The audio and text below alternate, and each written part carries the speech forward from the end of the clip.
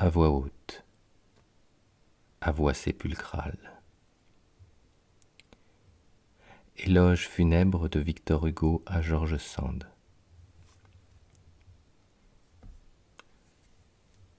Je pleure une morte et je salue une immortelle.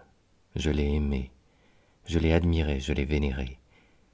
Aujourd'hui, dans l'auguste sérénité de la mort, je la contemple, je la félicite parce que ce qu'elle a fait est grand, et je la remercie parce que ce qu'elle a fait est bon. Je la félicite parce que ce qu'elle a fait est grand, et je la remercie parce que ce qu'elle a fait est bon. Je me souviens d'un jour où je lui ai écrit « Je la félicite parce que Je la félicite parce que ce qu'elle a fait, parce que ce qu'elle a fait... » Putain, c'est chiant à dire. Je la félicite parce que ce qu'elle a fait... Je la félicite parce que ce qu'elle a fait est grand, et je la remercie parce que ce qu'elle a fait est bon.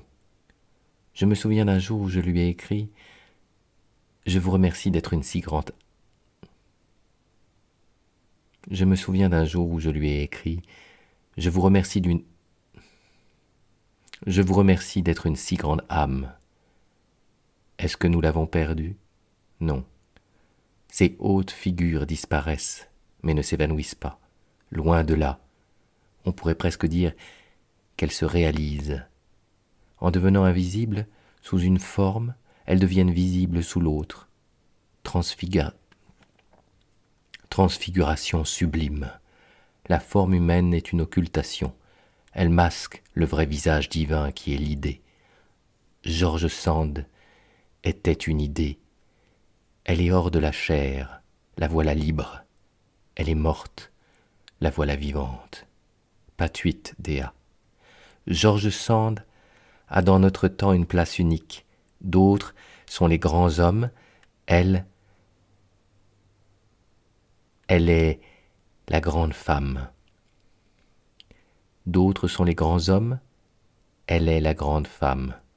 Dans ce siècle qui a pour loi d'achever la Révolution française et de commencer la Révolution humaine, l'égalité des sexes faisant partie de l'égalité des hommes, une grande femme était nécessaire. Dans ce siècle qui a pour loi d'achever la Révolution française et de commencer la Révolution humaine, l'égalité des sexes faisant partie de l'égalité des hommes, une grande femme était nécessaire. Il fallait que la femme prouvât qu'elle peut avoir tous les dons virils sans rien perdre de ses dons angéliques, être forte sans cesser d'être douce.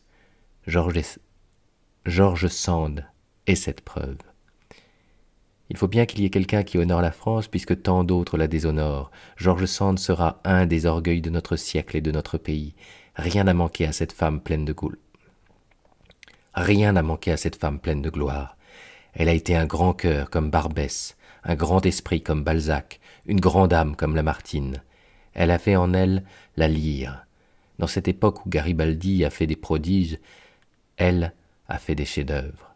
Ces chefs-d'œuvre, les énumérer est inutile. À quoi bon se faire le plagiaire de la mémoire publique ? Ce qui caractérise leur puissance, c'est leur bonté. George Sand était bonne. Aussi a-t-elle été haïe. L'admiration a une doublure, la haine, et l'enthousiasme a un revers, l'outrage. La haine et l'outrage prouvent pour, en voulant prouver contre. La huée est comptée par la postérité comme un bruit de gloire, qui est couronné et lapidé. C'est une loi, et la bassesse des insultes prend mesure sur la grandeur des acclamations. Les êtres, comme George Sand, sont des bienfaiteurs publics. Ils passent, et à peine ont-ils passé que l'on voit à leur place, qui semblait vide, surgir une réalisation nouvelle du progrès.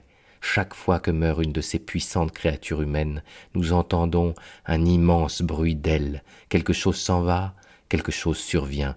La terre, comme le ciel, a ses éclipses, mais ici-bas, comme là-haut, la réapparition suit la disparition. Le flambeau qui était un homme ou une femme et qui s'est éteint sous cette forme se rallume sous la forme idée. Alors, on s'aperçoit que ce qu'on croyait éteint est inextinguible. Ce flambeau rayonne plus que jamais. Il fait désormais partie de la civilisation. Il entre dans la vaste clarté humaine. Il s'y ajoute, et le salubre vent des révolutions l'agite. Il s'y ajoute, et Il s'y ajoute, et le salubre vent des révolutions l'agite, mais le fait croître, car les mystérieux souffles qui éteignent les clartés fausses alimentent les vraies lumières. Le travailleur s'en est allé, mais son travail est fait.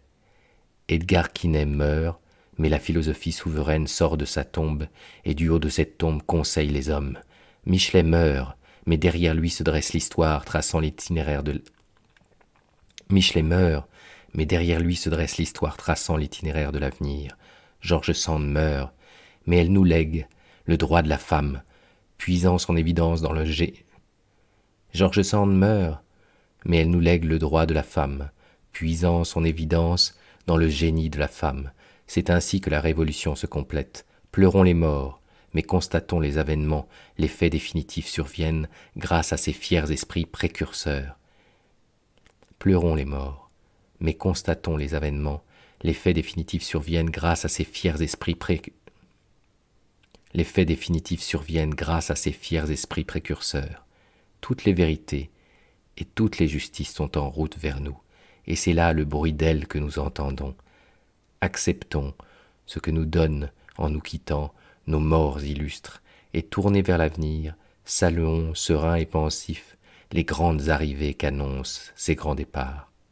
Acceptons ce que nous donnent, en nous quittant, nos morts illustres, et tournés vers l'avenir, saluons, sereins et pensifs, les grandes arrivées qu'annoncent ces grands départs. Victor Hugo.